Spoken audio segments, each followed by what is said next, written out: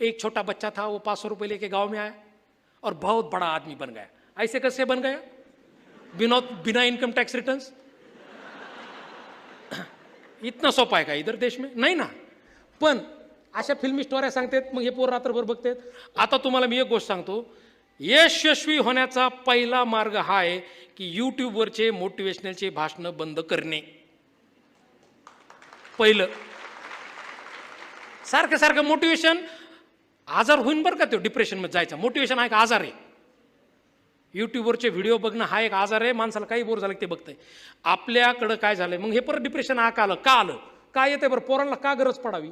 सगळ्यात मोठा प्रश्न आहे की आजच्या तरुणांना प्रेरणादायी व्यक्तींची गरज का पडावी? तर याला एक कारण आहे, सगळ्यात मोठं कारण एक आहे की आपल्याकडं सुरू झालेली विभक्त कुटुंब पद्धती. मैं, मेरा बच्चा और मेरी वाइफ, और मैं पुणे में मेरा फ्लॅट, बाकी सब खलास. ह्या मेंटॅलिटीने ते पोरग 20 वर्षांनी डिप्रेशनमध्येच जाणार, कारण त्याला बोलायलाच नाही. आपल्याला जीवन जगत असताना मग पोरं ऐकतात कुणाचं? वॉरन बफीची स्टोरी ऐकतात. पण फॉरेनच्या स्टोऱ्या कशा चालणार तुम्हाला? काय गरज आहे? तिकडं सगळ्या मेंटॅलिटीमध्ये काय आहे, तिकडच्या मेंटॅलिटीत फक्त अर्न आहे, कमवा. 18 वर्षी कमवा, 18 वर्षी कमवा कमवा कमवा, अर्न महिने कितना कमाया. पण आपण कुठे आहेत? आपण महाराष्ट्रात आहेत. आपल्याकडं तसं नाही. आपल्याला जर आपला चुलत चुलता वारला तर त्याच्या मौतीला जाणंच आहे, त्याच्या दहाव्याला जाणंच आहे, मामाच्या पोराच्या लग्नाला जाणंच आहे, नाही तर अख्ख्या हे नातेवाईक मरूस तर बोलायचे नाहीत. आपल्याला इकडची सामाजिक परिस्थिती जपणं गरजेचंच आहे. त्याच्यासाठी हे फॉरेनचे भाषणं काही कामाला येणार. पण आपल्याला काय वाटते, ते पेनकिलरच्या गोळीसारखं मोटिवेशन म्हणा बाजारातलं सगळ्यात मोठं काय, तर मोटिवेशनचे भाषणं हे सगळ्यात मोठी पेनकिलर आहे. पेनकिलर आपला दात दुखत असला, अंग दुखत असला आपण खातो, तिचं तात्पुरतं राहतं, नंतर ते निघून जातं. तसंच आहे, असे भाषणं तुम्हाला भंकस करून टाकते आयुष्यात. आणि दुसरा धंदा आहे डिप्रेशन. आणि डिप्रेशनमध्ये काय येतं? डिप्रेशनमध्ये किशोरचे गाणे, किशोरचे त्याच्यातले स्टेटस, लाख जमाना बुरा कहे मैं कुछ करके दिखाऊंगा, मुझे नाम काय, मला नाव ठेवणाऱ्यांनो लक्षात ठेवा, एक दिवशी मी मोठा होईल. अरे भंगार स्टेटसमध्ये अडकलो आपण. काहीतरी फिल्मी डायलॉग आणायचे, तुम्ही मला आता किंमत नाही दिली तर हरकत नाही, मी भविष्यात मोठा होऊन दाखवीन, आणि हे फेसबुकवर टाकते. तुला वेळच मिळणार नाही दादा ते टाकायला जर खरंच लाईनमध्ये असलास. पण इम्प्रेशन नाही बरं. आपण स्टेटस का टाकतो? दुसरंच ले कल्याण व्हा म्हणून टाकतो का? तर नाही, समोरच्याला असं वाटावं की मी फार बुद्धिमान आहे, समोरच्याला असं वाटावं की मला फार कळतं, आणि समोरच्याला असं कळावं की मी आयुष्यात काहीतरी करणार आहे. लोकाला दाखवायच्या झंझटीतच पडू नका की मी काहीतरी करतोय म्हणून. काही गरज नाही. ॲटोमॅटिक तुम्ही चलत राहिलात की काही ना काही पदार्थ आहेत. पण प्रॉब्लेम काय, आपल्याला शो करायची लई सवय असते.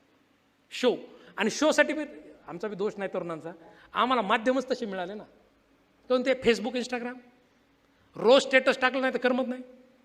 काही ना काही नवीन टाकायचं. म्हणजे आपल्याला काही ना काही टाकायचं आहे, पण ते काही ना काही टाकण्यासाठी आधी काही ना काही करावं लागेल, आणि ते करण्यासाठी कुठं ना कुठून सुरुवात करावं लागेल.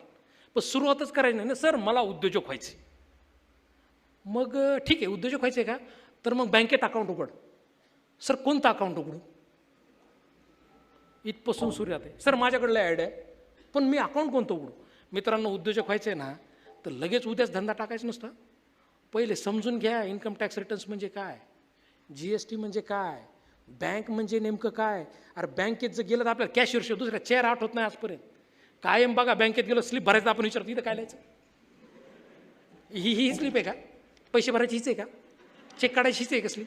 तेव्हा हा हीच आहे. ती नाही, निळी घ्या, निळी. म्हणजे आणि आपल्याला उद्योजक व्हायचे. आहे की नाही? कॉमेडीच चाललंय सगळं. मला एक म्हणायचं आहे की उद्योजक व्हायचं असेल तर चांगला मित्र मिळाला ना, गुगलवर बघा. नॅशनलाइज बँका म्हणजे काय, कॉपरेटिव्ह बँका म्हणजे काय, GST नेमका कुणाला लागू होतो, इन्कम टॅक्स रिटर्न्स म्हणजे कसे असतात, त्याला इन्कम टॅक्स रिटर्न्सच का म्हणतात, GST का ना, GST रिटर्न्सच का म्हणतात. आपल्याला जो व्यवसाय करायचा आहे त्याच्यातल्या सक्सेस स्टोऱ्या, त्यातल्या फेल्युअर स्टोऱ्या, ह्या सगळ्या बघा एकदा. हे वाचा, गुगलवर याच्या खूप साऱ्या PDF आहेत. पण आपण ते वाचणार नाहीत. आपण ऐकणार मोटिवेशनल भाषणं, आणि हे मोटिवेशनल भंकस काहीतरी सांगणार, फॉरेनची एखादी स्टोरी सांगणार. आपल्याला वाटणार आम्ही कर सकते हे. रात्री फुल मोटिवेट व्हायचं, सकाळी उठलं की प्रेरणा घरी, आपण बाहेर. हेच होतं. हे माझ्यासोबत बी झालं. आमच्या वेळेस होतं ना सर, काय आमच्या वेळेस काय होतं, मोटिवेशन पाहिजे असतं. काही करायचं की नाही मोटिवेशन. मग आम्हाला कोणतरी सांगितलं त्यावेळेस, मला आठवत नाही आता, सिक्रेट बघा म्हणजे सिक्रेट नावाचा एक व्हिडिओ बघा, की आप जैसा सोचोगे वैसा बनोगे, असा व्हिडिओ आहे यूट्यूबवर, आहे लय लोकांनी पाहिला आहे. मग मी बी लय प्रभावित झालतो. त्यात काय सांगितलं होतं, तुम्ही जो विचार करता ते बनता. मी जवळपास 3 महिने विचार करत होतो, मी लय श्रीमंत आहे, मी लय श्रीमंत आहे, मीच लय श्रीमंत. माझ्याकडे त्यात सांगितलं होतं, जी गाडी पाहिजे ती चालवत असताना इमॅजिन करा.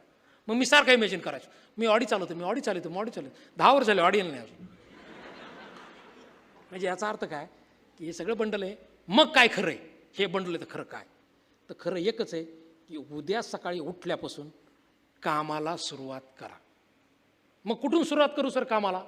जे कळत नाही ते माहीत करण्यापासून सुरुवात. जर बघा उद्या बँका म्हणजे काय, इन्कम टॅक्स रिटर्न्स म्हणजे काय, जे व्यवसाय करायचा त्यातल्या काय जाऊन भेटा. आणि लोकांना असं काय वाटतं, सगळ्यात प्रॉब्लेम त्यांनी आता संकेत म्हणला ना, हे माझे मेंटर आहेत. पोरं इतके खुखार आहेत ना, ते मेंटरच रक्त पिते, परेशान करून टाकतात त्या. आणि लोकांना आपल्याला काय पाहिजे असतं, बिझनेस कोच, एक नवीन टर्म